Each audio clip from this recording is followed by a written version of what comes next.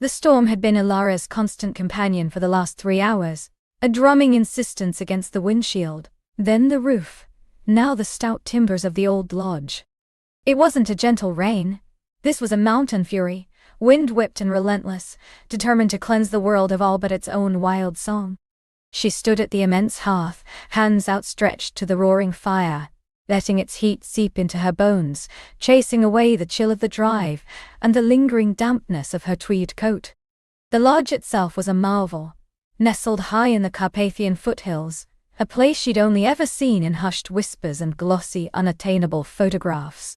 It was called Stonehaven, and it was less a lodge and more a fortress of quiet luxury, built from ancient grey stone and dark polished wood. Her commission, a series of charcoal studies of the local wildlife, had brought her here, a solitary artist seeking inspiration in the dramatic landscape. Tonight, however, the landscape was coming to her, battering at the windows with icy fists. A low crackle of burning pine was the only sound for a long moment, a comforting counterpoint to the storm's distant roar. Then, a softer sound, the whisper of fabric, the almost imperceptible shift of weight. Ilara hadn't heard him approach, hadn't registered his presence until he was already there, a silent shadow detaching itself from the deeper shadows of the room. He stood by the mantelpiece, a little to her left, close enough that she could feel the subtle shift in the air, the faint, clean scent of wood smoke, and something else, something uniquely masculine, a hint of leather and damp earth. She hadn't dared to look at him directly since her arrival. Not really. Her initial glance, when he'd opened the massive oak door to let her in, had been fleeting, a defensive shield against the impact. But now, with the fire warming her back, a quiet courage stirred. She turned slowly, her gaze lifting, tracing the strong line of his jaw, the slight stubble that shadowed it, the dark, unruly hair that fell across his forehead. He wasn't conventionally handsome in the way of magazine models, but there was a raw, untamed quality to him that was infinitely more compelling. His features were carved, almost severe, softened only by the faint lines at the corners of his eyes, etched there by sun or laughter, or perhaps something far older and less joyful. His eyes. That was where she faltered. They were an astonishing shade, like polished obsidian, deep and fathomless, reflecting the firelight in tiny dancing pinpricks. They held a stillness that was unnerving, an intensity that made her feel as if he could see not just her, but the very pulse of her blood beneath her skin. "The storm won't let up tonight," he said, his voice a low rumble, surprisingly warm despite its quietness. It was like the rich hum of a cello string, resonating deep in her chest. "So I gathered," Ilara managed, her own voice a little breathy, a little thinner than she liked. She felt a blush creep up her neck, an unwelcome heat in response to his scrutiny. He nodded, a slow, deliberate movement. "You made good time, considering." "I was eager to arrive," she replied, then instantly regretted the ambiguous phrasing. "Eager for the commission, yes. Eager for the solitude. Not eager for, you mean?" Though she realized with a jolt, a part of her was already feeling an inexplicable pull. He said nothing, simply held her gaze, and in that silence, the air thickened, charged with an unspoken current. It was a silence that wasn't empty but full of the storm's fury outside, full of the crackling fire, and full of the unsettling awareness of him, standing so close. "My name is Ilara Vance," she offered, extending a hand, a small formality in the face of such raw presence. He took it, his fingers long and strong, calloused but gentle. His touch was warm, firm, sending a surprising shiver through her arm, a jolt that had nothing to do with the lingering cold. "Crim," he replied, his name a soft exhalation against her skin. "Just Crim." His thumb brushed lightly over the back of her hand as he released it, a fleeting, almost accidental caress that left a tingling warmth in its wake. She withdrew her hand slowly, tucking it behind her back, as if to hide the tremor that had started in her fingertips. "Welcome to Stonehaven, Ilara Vance," he said, and the way he pronounced her name, drawing out the syllables, made it sound like a secret, a whispered invitation. Thank you, Crim. She cleared her throat. It's more beautiful than the pictures. A faint, almost imperceptible smile touched his lips, a softening of his severe features that transformed his face, making him appear less formidable, more intriguing. It has a way of revealing itself, slowly. He gestured towards a heavy oak table, laden with a simple but inviting spread. A rustic loaf of bread, a wedge of local cheese, a bowl of glistening olives, and a bottle of deep red wine. I thought you might be hungry after your journey. That's very thoughtful, she said, genuinely grateful. Her stomach, which had been tight with nerves and travel fatigue, gave a grateful grumble. He moved with an easy grace that belied his powerful build, pulling out a chair for her. He poured the wine, the rich ruby liquid catching the firelight as it cascaded into the glass. The scent, dark and earthy, promised warmth. She sat, taking a deep breath, trying to calm the unexpected flutter in her chest. This was just her host, a caretaker. Nothing more. But the way he moved, the way he watched her, the sheer magnetic force of his quiet presence, told a different story. He sat opposite her, not across the table, but at the head, placing himself in a position of quiet command. He didn't eat immediately, but watched her, a silent guardian. Ilara, suddenly self-conscious, picked up a piece of bread, tearing off a chunk, but found her appetite eclipsed by the peculiar intensity of his gaze. "You're an artist," he stated, not a question, but a knowing affirmation. "Yes. Charcoal mostly, wildlife, landscapes." She took a sip of the wine. It was rich, full-bodied, and immediately comforting, sending a wave of warmth through her. "The mountains here offer much inspiration," he murmured, his gaze drifting towards the window, where the storm continued its relentless assault. "But they also demand patience and respect." "I understand," she replied. "I've always found a certain solace in wild places. They strip away the unnecessary." His eyes returned to hers, and for a moment, she felt utterly exposed, as if he was stripping away her own unnecessary defenses, seeing straight into the core of her. "Indeed," he said, his voice a low thrum. "They reveal what truly matters." They ate in a comfortable silence, punctuated only by the storm and the crackling fire. Ilara found herself relaxing, the tension in her shoulders easing.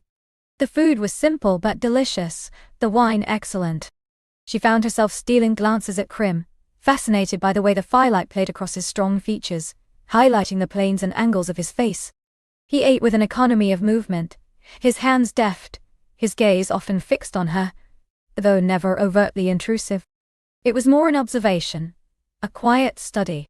When she finished, pushing her plate aside, he rose and refilled her wine glass. Their fingers brushed again, this time more deliberately on his part, a feather-light touch that lingered for a fraction of a second longer than necessary. Her breath hitched.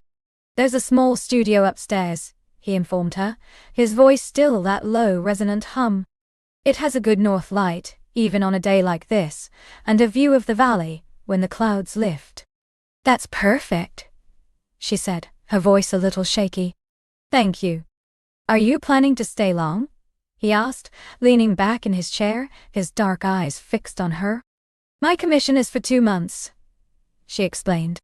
"But I may stay longer, if the work calls for it." He simply nodded, a slow, thoughtful gesture.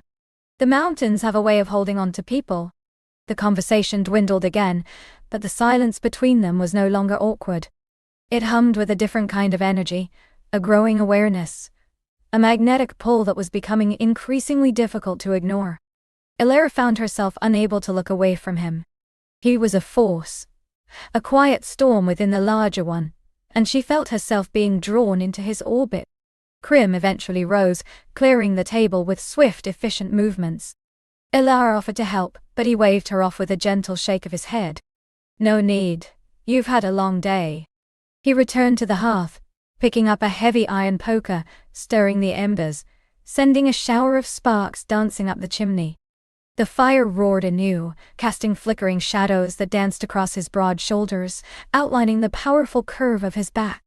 Ilara watched him, mesmerized by the simple, ancient ritual and by the sheer physical grace of the man. When he turned, his gaze met hers across the flickering expanse of the firelight. There was a new depth in his eyes now, a warmth that hadn't been there before, a directness that bypassed her intellect and went straight to something primal within her. "It's getting late," he said, his voice softer now, almost a caress.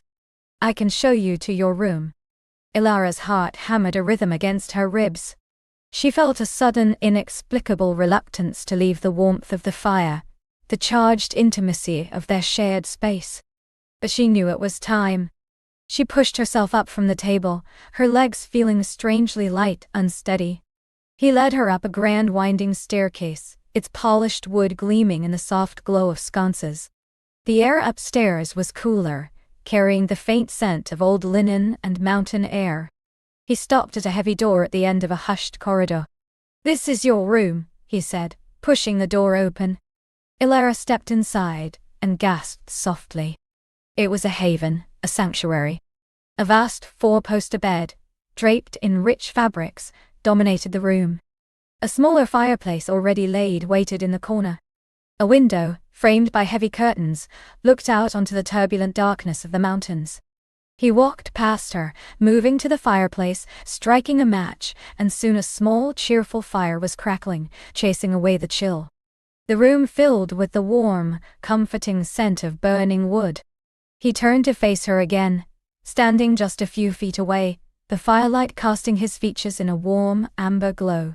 His eyes, those deep, dark pools, were unreadable, yet they held an undeniable intensity that made her entire body thrum. "Is there anything else you need?" he asked, his voice a low murmur that seemed to wrap around her, to fill the space between them. Ilara found herself unable to speak, her throat suddenly dry. All she could do was shake her head, her gaze trapped by his. She was acutely aware of the silence in the room, broken only by the crackle of the fire and the distant howl of the wind. She was aware of the scent of him, closer now, a subtle blend of earth, wood smoke, and something uniquely his. She was aware of the heat that was spreading through her, not from the fire, but from the sheer force of his presence. He took a step closer, then another, until he was almost within arm's reach.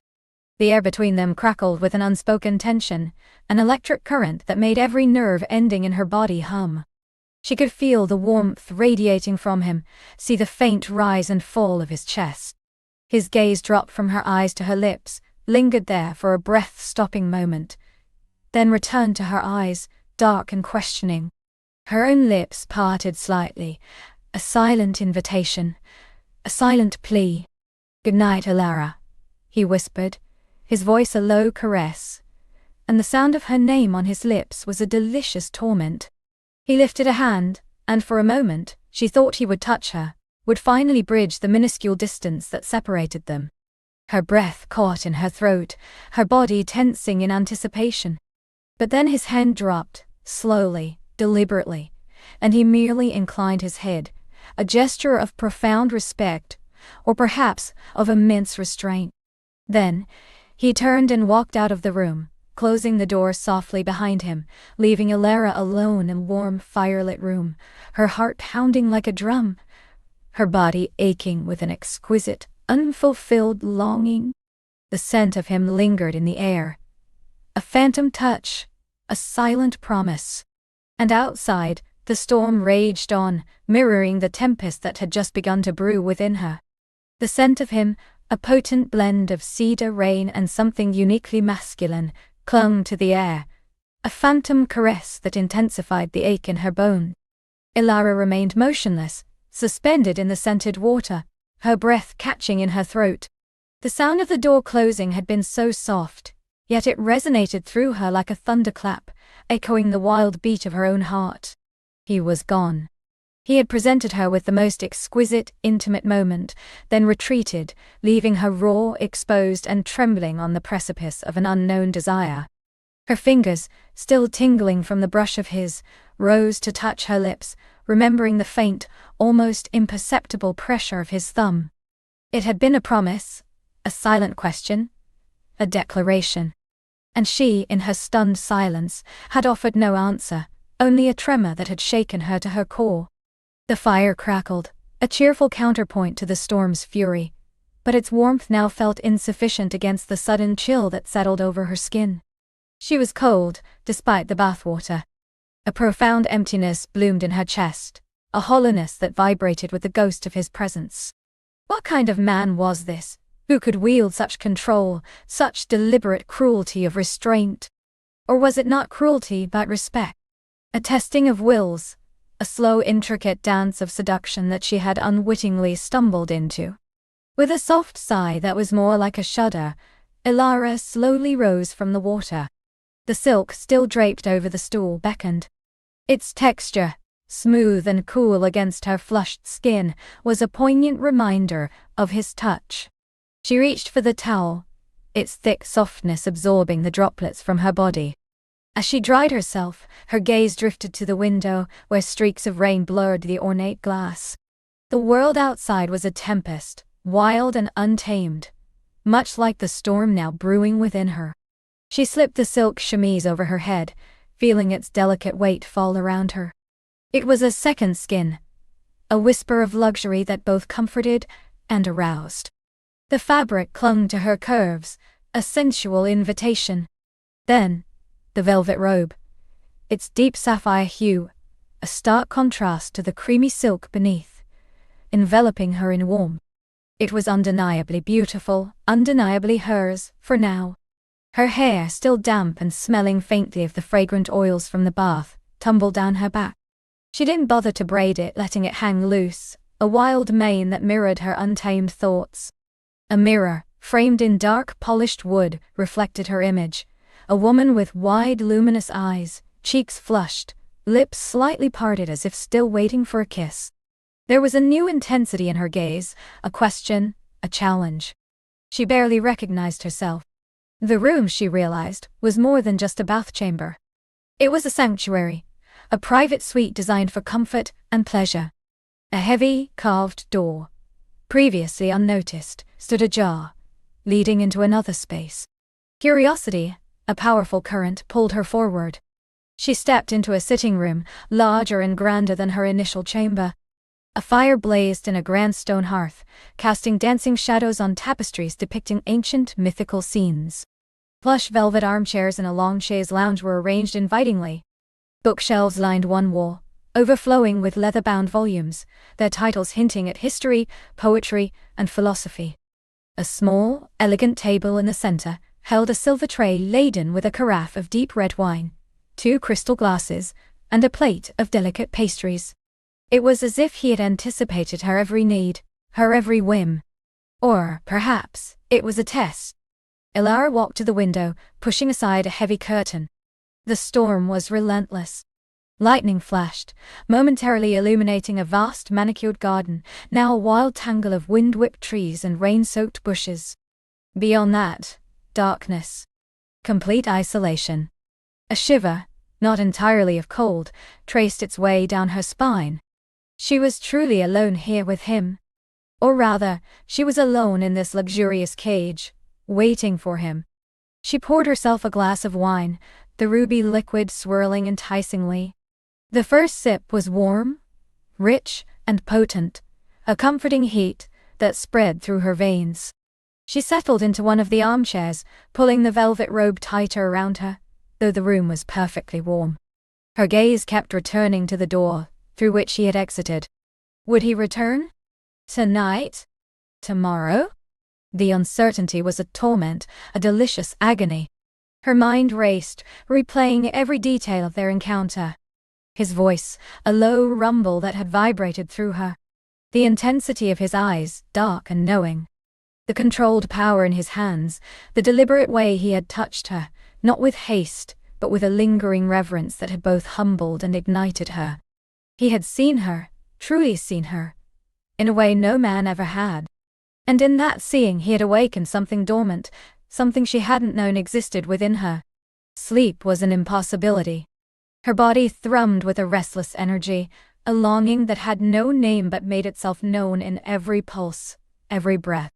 She rose, pacing the room, her bare feet silent on the thick Persian rug. She picked up a book from the shelf, a collection of ancient love poems, but her eyes merely skimmed the words, her mind elsewhere. The scent of him, she realized, was woven into the very fabric of this room, mingling with the cedar and the subtle perfume of old books. He was everywhere, even in his absence. The hours stretched on, marked only by the dwindling fire and the relentless drumming of rain against the panes. She finished the wine, then another glass. The pastries remained untouched. Her hunger was not for food, but for something far more primal, something only he seemed capable of satisfying. Or more accurately, of promising to satisfy. A sudden, soft knock at the outer door of her suite startled her. Her heart leaped, a wild bird against her ribs. Could it be him? She walked to the door, her hand hovering over the cold metal handle. Yes, she managed, her voice a little breathy. Mistress, may I bring you anything further? A soft, feminine voice, undoubtedly belonging to a maid. Disappointment, sharp and immediate, pricked her. No, thank you, Ilara replied, her voice regaining a measure of composure. I have all I need. Very good, mistress. A good night to you. The soft footsteps retreated. She leaned against the door, closing her eyes. He was deliberately keeping his distance. This was a game, a calculated dance. And she, despite herself, was utterly captivated. She felt like a butterfly pinned to a board, exquisite and vulnerable, yet with a strange, intoxicating freedom. Driven by an irresistible urge, she wandered back to the bathing chamber. The water was now cool. The petals wilted, but the memory of him here, kneeling before her, remained vivid, almost palpable. She touched the rim of the tub, then the stool where he had placed the silks. Her fingers traced the phantom lines of his presence. He had orchestrated this, every detail, every sensation. He had known exactly what he was doing. And she, in her naive acceptance of shelter from the storm, had walked straight into his exquisitely laid trap. A faint, almost imperceptible sound broke through the drumming rain. A subtle creak, not from the storm, but from within the house. Ilara froze, her senses suddenly hyper-alert. Was it him? Her breath caught, and a thrill, a mixture of fear and anticipation, shot through her. She listened, straining her ears above the cacophony of the storm. Nothing. Only the wind howling, the rain lashing. Had she imagined it? She returned to the sitting room, drawn by an invisible thread.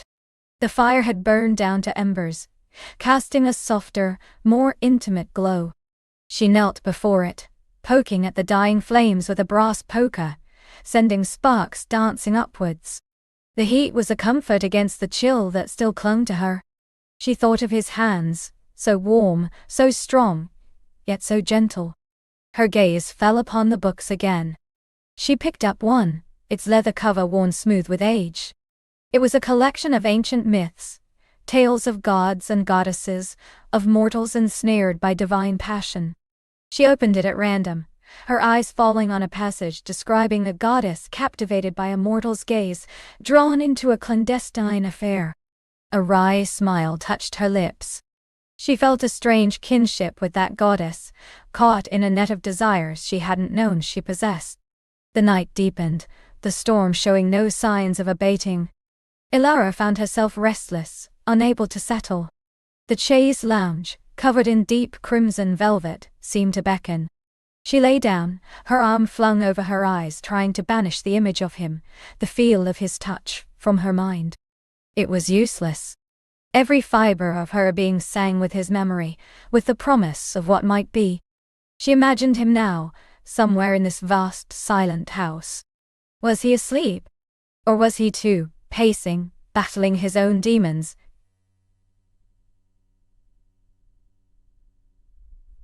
His own desires?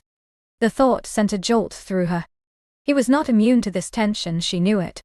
She had seen it in the flicker of his dark eyes, in the sudden rigidity of his jaw, in the almost imperceptible tremor of his hand when he had touched her lips. He felt it too. This wild, untamed thing that had sparked between them. A sudden flash of lightning illuminated the room, followed by a deafening clap of thunder that shook the very foundations of the manor. Elara gasped, sitting bolt upright. The power of the storm was immense, overwhelming. It was a primal force, mirroring the storm within her, a force that threatened to tear down all her carefully constructed walls of decorum and societal expectation. She rose, her bare feet finding the cool wood of the floor. She needed air, or at least a sense of movement. The sitting room felt too small, too confining. She walked to the main door of her suite, the one leading to the corridor. Her hand hesitated on the knob. Should she? Should she venture out into the unknown corridors of this mysterious house? Her rational mind screamed no, but an insatiable curiosity, a magnetic pull, urged her forward. With a deep breath, she turned the knob. The door opened silently, revealing a dimly lit corridor. Heavy tapestries adorned the walls, depicting hunting scenes and ancient landscapes. The air was cooler here, carrying the faint scent of old wood and stone. She stepped out, pulling the velvet robe more tightly around her. The house was silent, save for the distant rumble of thunder and the hiss of rain against the roof. Shadows danced at the edges of her vision, cast by the flickering oil lamps strategically placed along the corridor. She felt like an intruder, a phantom in someone else's dream. Yet, she couldn't resist. She was compelled to explore, to seek, to find some clue, some answer to the questions swirling in her mind. She walked slowly, her senses heightened. Each step was deliberate, soft. She passed several closed doors, wondering what lay behind them. Bedrooms? Studies? A library? The manor was vast, a labyrinth of secrets. The silence was profound, almost oppressive, broken only by the frantic beat of her own heart. Her gaze was drawn to a faint light emanating from further down the corridor, around a gentle bend. It wasn't the steady glow of an oil lamp, but a warmer, softer light, like firelight. Her pulse quickened. Could it be him? The thought sent a jolt of pure, unadulterated anticipation through her. Every instinct screamed caution, but another, more powerful instinct, one she was only just discovering, pushed her forward. She rounded the bend, her breath catching in her throat. The light came from a massive arched doorway revealing a grand hall. A colossal fireplace dominated one wall, a roaring blaze within it casting a golden glow across the room. High, vaulted ceilings disappeared into shadows, and stained glass windows, depicting what looked like celestial maps, shimmered in the firelight. And there he was. He stood before the fireplace, his back to her, silhouetted against the flames. He was dressed in a dark, open-necked shirt that revealed a hint of his powerful chest, and tailored trousers that hugged his lean frame. One hand rested on the mantelpiece, the other held a snifter of amber liquid, swirling it slowly. He looked like a creature of the night, carved from shadow and fire, utterly magnificent and utterly untouchable. Elara froze, hidden partially by the archway, her heart hammering against her ribs. She was caught, a moth drawn irrevocably to a dangerous flame. She watched him, mesmerized. He seemed to be lost in thought, his posture conveying a quiet intensity, a powerful solitude. He took a sip of his drink, his throat working. The simple gesture was imbued with a raw, masculine grace that stole her breath. She shouldn't be here. She knew it. She was invading his private space, risking the delicate tension they had carefully built. But she couldn't tear her eyes away. She wanted to know more, to understand the man who had so effortlessly unraveled her composure. As if sensing her presence, he slowly turned his head. His eyes, dark as midnight and deep as the ocean, found hers across the vast hall. There was no surprise in them, no shock. Only a profound, knowing recognition, as if he had been expecting her all along. The air crackled between them, thick with unspoken questions and simmering desire. Elara felt a blush creep up her neck, but she did not avert her gaze. She met his, a silent challenge, a silent plea. He straightened, slowly, deliberately. He did not move towards her, nor did he retreat. He simply stood there, watching her, allowing the silence to stretch, to bind them together in an invisible web. The fire crackled, the storm raged, but in that moment only their gazes existed. Finally, he spoke, his voice a low, resonant rumble that seemed to fill the vast space, yet felt intimately directed only at her. "Couldn't sleep, Ilara?" Her name on his lips was a caress, a possessive whisper that sent shivers down her spine. "No," she admitted, her voice barely above a whisper. "I couldn't." A faint, almost imperceptible smile touched his lips, a mere ghost of a curve. "Nor could I," he confessed, his gaze never leaving hers. "The storm outside, it makes for restless nights." He didn't mention the storm within, the one he had so expertly ignited. He didn't have to. It raged in the space between them, a tangible force. He gestured with the snifter towards a plush armchair near the fire. "Come. You are welcome here." Ilara hesitated for only a moment. The invitation was simple yet laden with a deeper meaning. It was an invitation to draw closer, to brave the unknown. She walked towards him, her bare feet silent on the polished stone floor, the velvet robes swirling around her. Each step was a commitment, a conscious choice to step further into his world, into this dangerous dance. As she drew closer, the heat of the fire warmed her skin, and the scent of him grew stronger, that intoxicating blend of cedar, rain, and something uniquely his. She stopped a few feet from him, close enough to feel the radiating warmth of his body, close enough to see the subtle flicker in his eyes, the slight tension in his jaw. He held out the snifter. "Brandy? It might help." She took it, her fingers brushing his. The contact was brief, but enough to send a jolt through her. The glass was warm from his hand, the liquid a rich, complex aroma that filled her senses. She took a small sip. It was potent, fiery, spreading a comforting warmth through her chest. "Thank you," she murmured, her voice still a little breathless. He inclined his head, his gaze still fixed on hers, intense and unwavering. "My pleasure." His eyes dropped to her lips for a fleeting moment, then returned to her eyes, as if testing her resolve, her willingness. The silence returned, but it was no longer heavy. It was charged, alive with unspoken desires, with a magnetic pull between them. Ilara felt a wildness stirring within her, an urge to close the distance, to bridge the gap that separated them. She wanted to know what it felt like to be held by him, truly held, not with the deliberate restraint of the bath, but with the full force of the passion she sensed simmering beneath his controlled exterior. He moved then, slowly, gracefully, walking around the armchair. He didn't sit, but instead leaned against the mantelpiece just inches from her. His proximity was overwhelming. She could feel the heat emanating from his body, smell the intoxicating scent of him, hear the soft rasp of his breath. Every nerve ending in her body was alive, humming with anticipation. "You look radiant," he said, his voice a low murmur that sent shivers down her spine. His eyes traced the line of her throat, the delicate curve of her collarbone beneath the silk chemise, lingering on the pulse that beat frantically at the hollow of her neck. Ilara felt her cheeks flush, a deep crimson spreading across her skin. "And you," she managed, her voice barely a whisper. "You look formidable." A genuine smile, slow and breathtaking, finally touched his lips, revealing a flash of white teeth. It was a dangerous smile, one that promised both pleasure and peril. "Formidable," he repeated, savoring the word. "Perhaps. But not to you, Ilara. Never to you."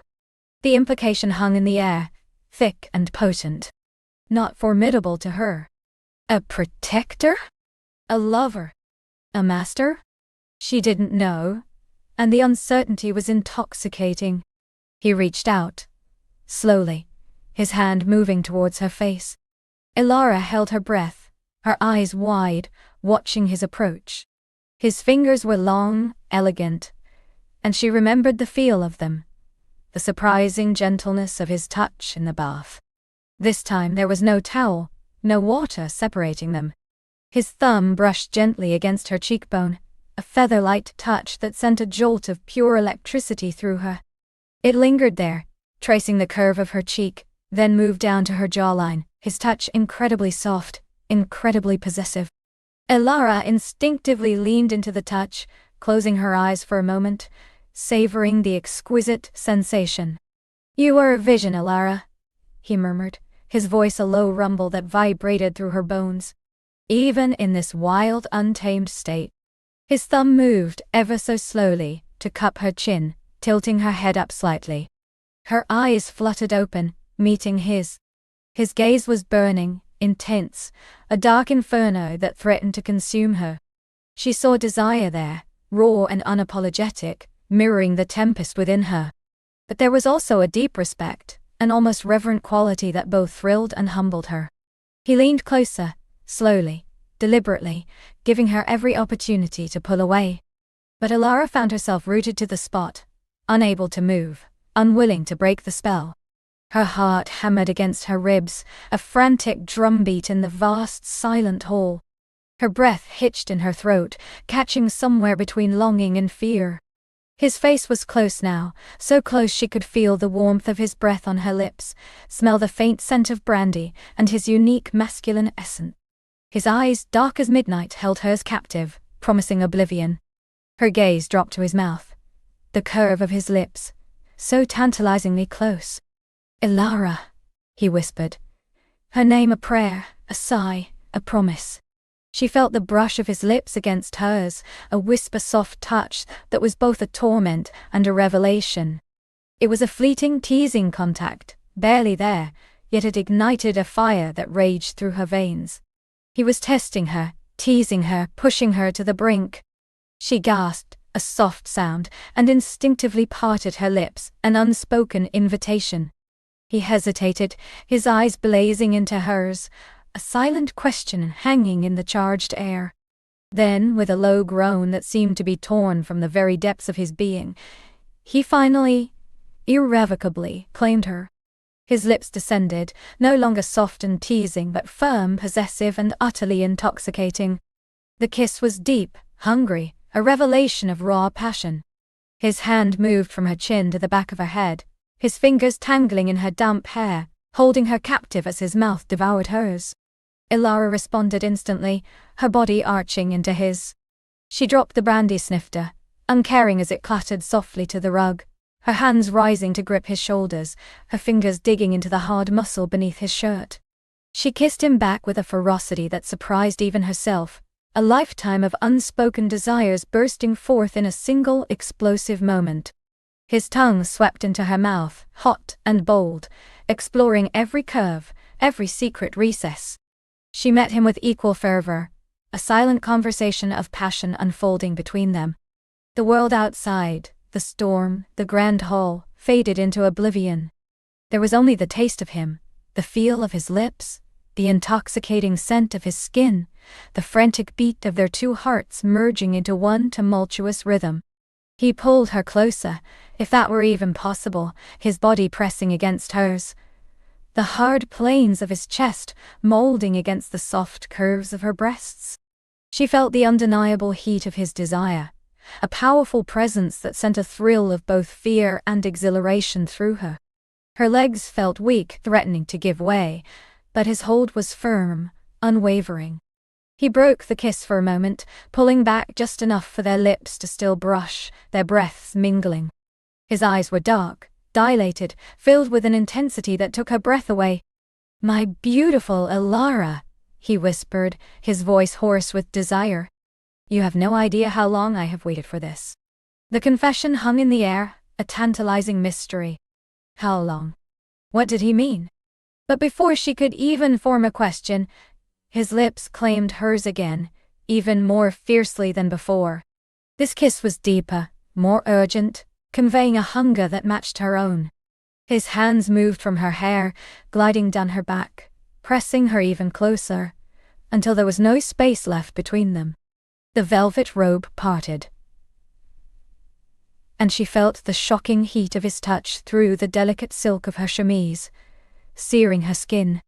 He was electric, and she was a conduit for his passion, igniting with every touch. The storm outside raged on, a wild symphony accompanying the tempest that had finally broken within the grand hall, within Elara's very soul. She was lost, gloriously, utterly lost in his arms, in his kiss, in the breathtaking promise of what was yet to come. The journey had only just begun.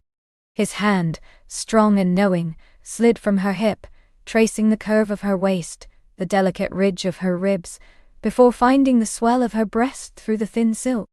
A gasp escaped her, a soft, breathless sound that was instantly swallowed by his lips, which deepened their claim on hers. Her fingers, which had been clutching the velvet of his robe, now tangled in the thick waves of his hair, pulling him closer, demanding more of this exquisite torment. The world outside the grand hall, with its crashing thunder and lashing rain, faded into a distant murmur. All that existed was the potent warmth of his body pressed against hers, the dizzying taste of his mouth, the insistent rhythm of his heart beating against her own. He broke the kiss, a slow, lingering separation that left her lips tingling and swollen, aching for his return. His eyes, dark as the midnight storm yet burning with an inner fire, held hers captive. They were pools of raw desire, mirroring the tempest that now raged within her.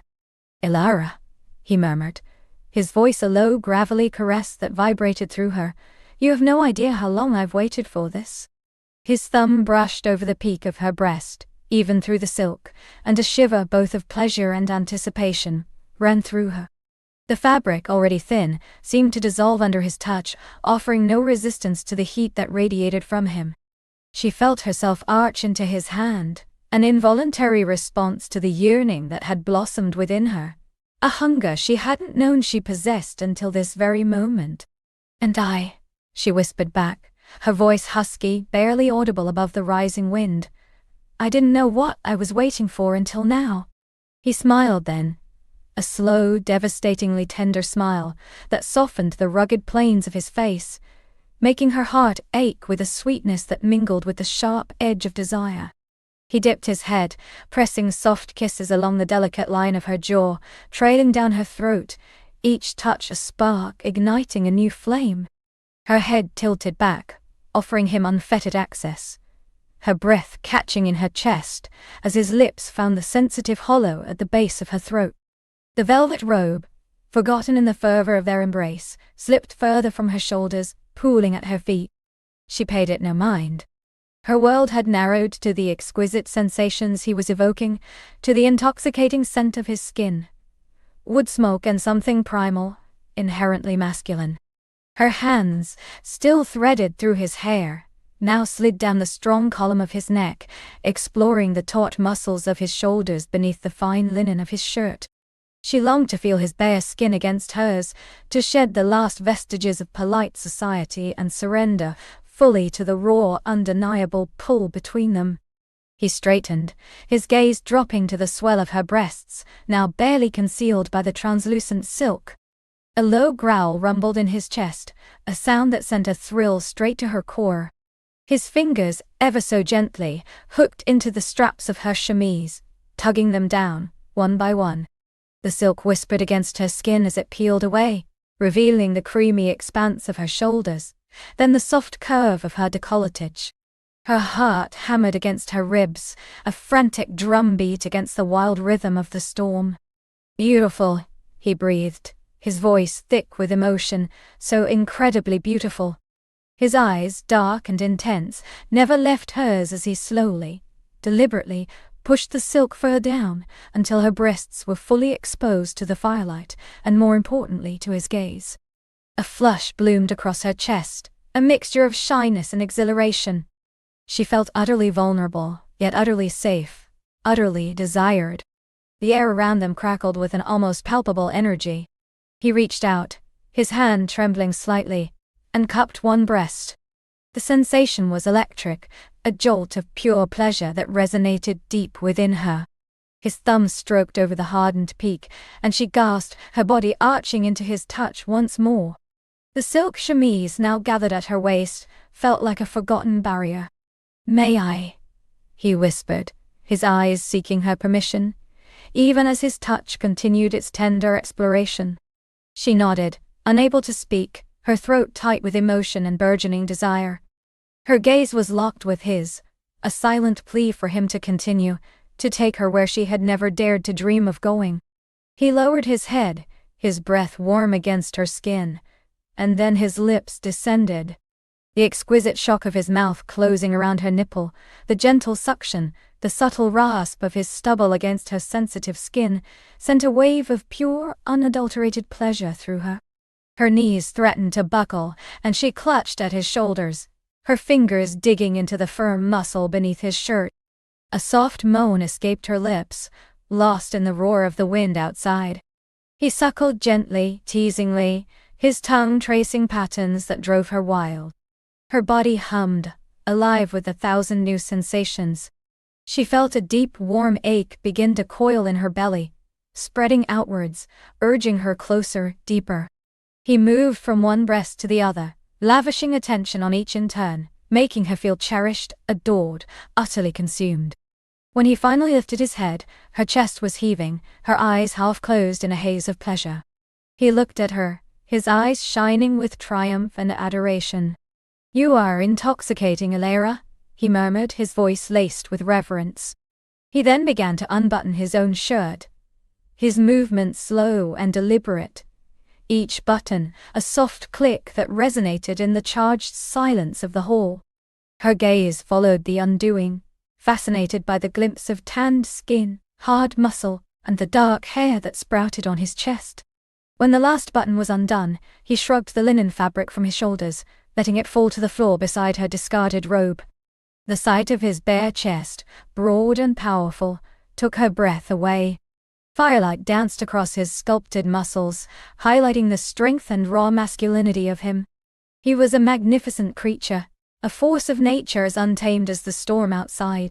Her hands, as if compelled by an unseen force, reached out to touch him.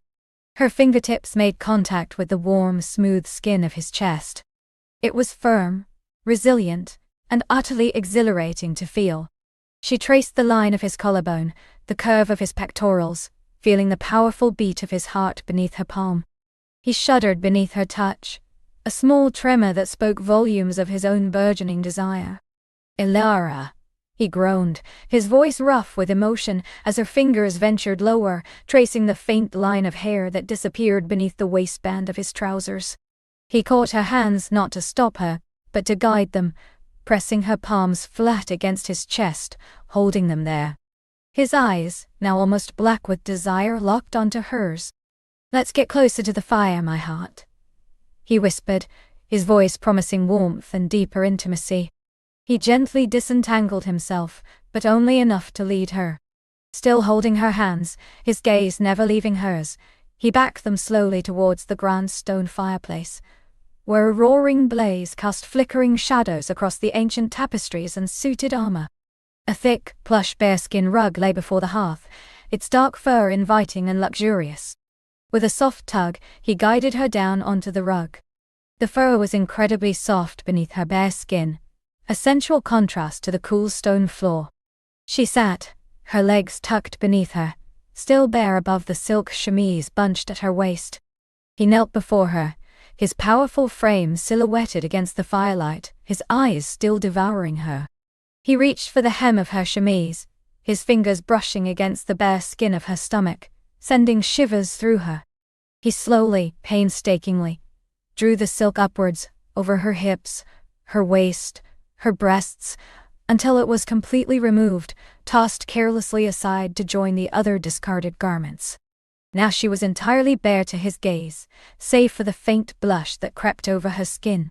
The firelight played over her curves, painting her in hues of gold and amber. She felt exposed, vulnerable, yet utterly glorious in her nakedness, emboldened by the sheer adoration in his eyes. He reached out, his hand coming to rest on her thigh, his thumb brushing the sensitive skin of her inner leg. A sharp intake of breath escaped her. His touch was a slow burn, a prelude to the inferno he promised. "You are perfection, Elara," he murmured, his voice a reverent whisper. "More beautiful than any dream." He leaned in, his lips brushing against her bare shoulder, then tracing a path down her arm, leaving a trail of goosebumps in their wake. Her head fell back, her eyes closing, as she savored each exquisite sensation. His touches were not rushed, but deliberate, savoring every inch of her skin, every curve and hollow. His hands moved from her thighs, slowly ascending, exploring the soft curve of her hips, the gentle swell of her belly. He paused there, his touch light, almost reverent, before moving upwards, his fingers finding the underside of her breasts, lifting them slightly, presenting them to his hungry gaze. He kissed them again, lingering, drawing out the pleasure until she was arching against him, her body trembling with a desperate need. The storm outside seemed to mirror the tempest within her, a wild, untamed force that mirrored her own unleashed desires. He then shifted, moving to lie beside her on the bearskin rug, pulling her closer until her bare side was pressed against the warm, solid length of his. The contact was intoxicating, sending a fresh wave of heat through her. She felt the hard planes of his chest, the tautness of his stomach muscles, the powerful strength of his thighs against hers. He began to unfasten his own trousers, his eyes still locked with hers, a silent question passing between them. She nodded, her breath catching in her throat, her own desire a powerful, undeniable force. He pushed them down, slowly, deliberately revealing the dark, muscular expanse of his legs, then the hard ridge of his arousal, straining against the fine linen of his undergarments. Her gaze lingered there, a flicker of awe and anticipation, mingling with a blush that deepened the color on her cheeks. He was magnificent, raw, and potent, a vision of masculine power that stirred something ancient and primal within her. He then reached for the ties of his undergarments, and with a final slow movement, shed them, revealing himself fully to her. He was beautiful, breathtakingly so, a testament to strength and virility. The sight of him ready and waiting sent a tremor through her, a delicious mixture of fear and profound excitement. He then pulled her closer still, until there was no space left between them, her naked body pressed flush against his. The sensation was overwhelming, the heat of his skin, the texture of his hair, the sheer weight of him.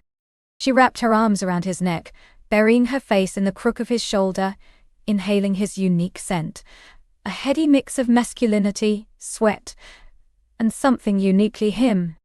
His hands roamed freely over her back, tracing the delicate curve of her spine, pressing her closer still. He kissed her shoulder, her neck, her ear, whispering words of adoration and desire that sent shivers down her spine. "My Ilara," he murmured, his voice rough with passion, "you ignite a fire in me I thought long dead." She responded by pressing herself closer, her hips instinctively arching against his, feeling the hard proof of his desire against her soft skin. A moan escaped her, a sound she barely recognized as her own, a sound of pure, unadulterated longing. He shifted, rising slightly above her, supporting himself on his elbows, his gaze burning into hers. "Are you ready, my heart?" he whispered, his voice filled with a tenderness that belied the fierce desire in his eyes. She looked up at him, her eyes wide, glistening with unshed tears of overwhelming emotion. "Yes," she breathed, her voice barely a whisper. "Yes." He lowered himself, slowly, carefully, his body aligning with hers. The tip of his erection brushed against her, sending a jolt of pure sensation through her. She gasped, her fingers digging into his shoulders. He waited, allowing her to adjust, to absorb the magnitude of what was about to happen. He kissed her then, a deep, consuming kiss that stole her breath and her inhibitions. As their lips met and mingled, he began to press forward, slowly, gently, exploring the entrance to her body. She felt a momentary resistance, a soft stretch, then a slow, exquisite yielding. A gasp tore from her throat, a sound of surprise and profound pleasure. He paused, his eyes searching hers, asking if she was all right. She nodded, her gaze full of trust and fervent desire. "More," she whispered, "please more." With a soft groan, he began to move deeper, slowly, deliberately, until he was fully sheathed within her. The sensation was utterly breathtaking, a profound fullness that made her arch her back, her body trembling with the intensity of it. He filled her completely, a perfect fit, as if they had been made for this very union. He remained still for a moment, allowing their bodies to adjust, to meld, to fully accept this intimate connection. She could feel the powerful thrumming of his heartbeat against her own, the rhythm of their breaths intertwining. The storm outside seemed to fade into a distant whisper, eclipsed by the tempest that now raged within the confines of their shared skin. Then, with a gentle sigh, he began to move, a slow, deep rhythm that sent waves of pleasure coursing through her. He moved with a practiced grace, a sensual dance that spoke of both power and tenderness. She met his rhythm, instinctively arching into him, her hips rising to meet his thrust. Each movement was a revelation, each sensation more exquisite than the last. The friction, the fullness, the deep, abiding pleasure that spread from her core throughout her entire being. She wrapped her legs around his waist, pulling him deeper still, wanting to feel every inch of him, every ounce of his magnificent strength. He leaned down, burying his face in the curve of her neck, his breath hot against her skin. "Elara," he groaned, his voice raw with passion. "My beautiful Elara."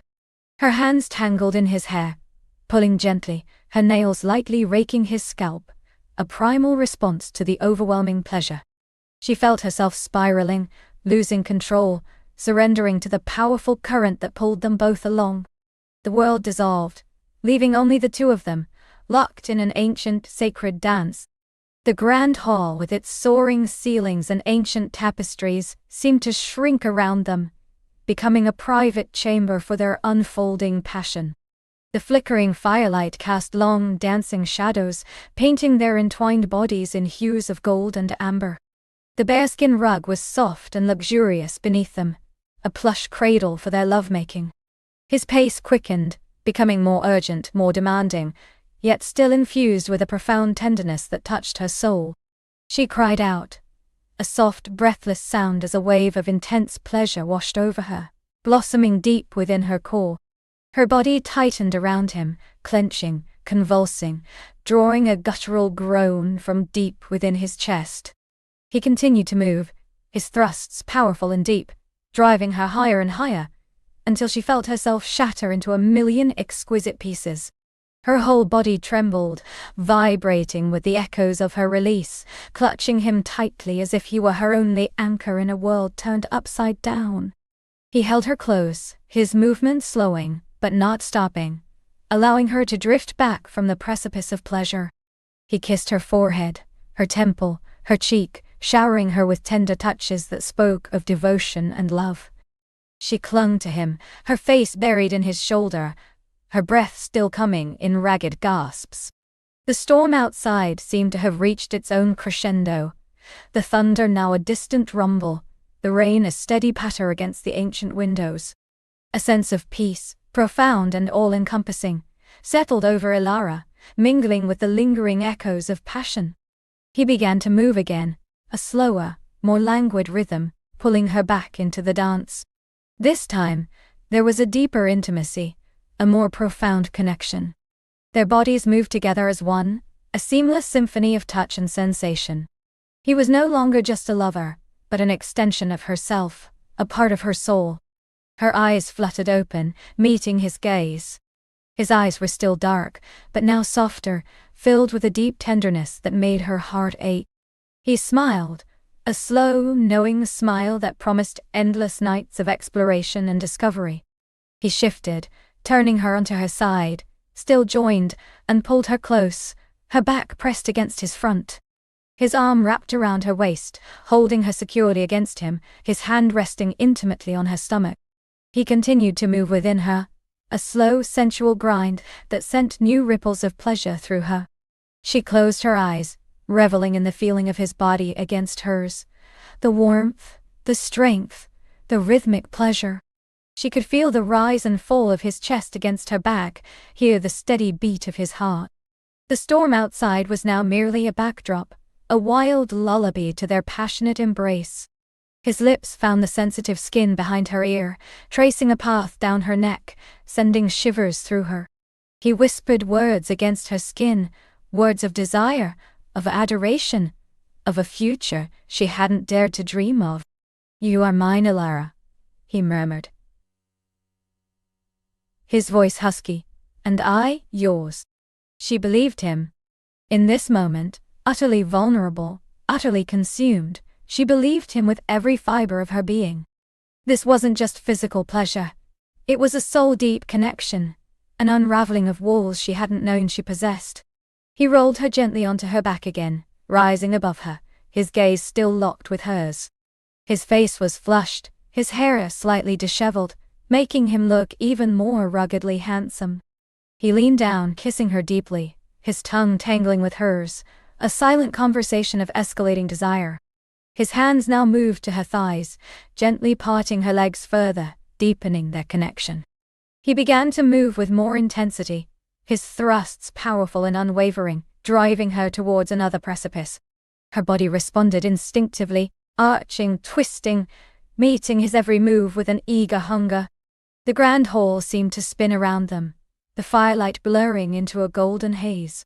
Her breath came in short, sharp gasps, her nails digging into the muscles of his back, leaving faint, tender marks.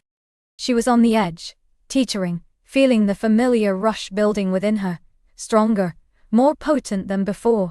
"Look at me, Alara," he commanded, his voice a low growl.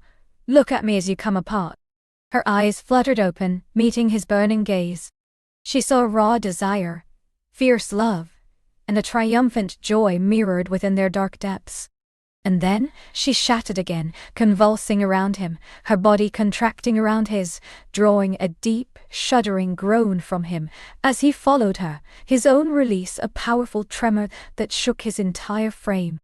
He collapsed onto her, his weight a comforting burden, his breath hot against her ear.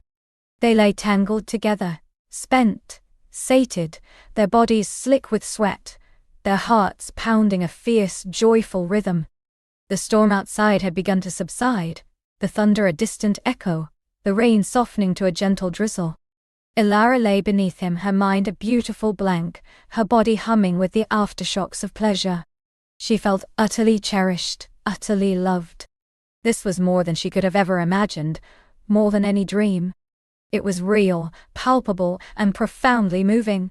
He stirred, lifting his head slightly, and pressed a soft kiss to her temple. "My love," he whispered, his voice still thick with emotion, "my beautiful, fierce Alara."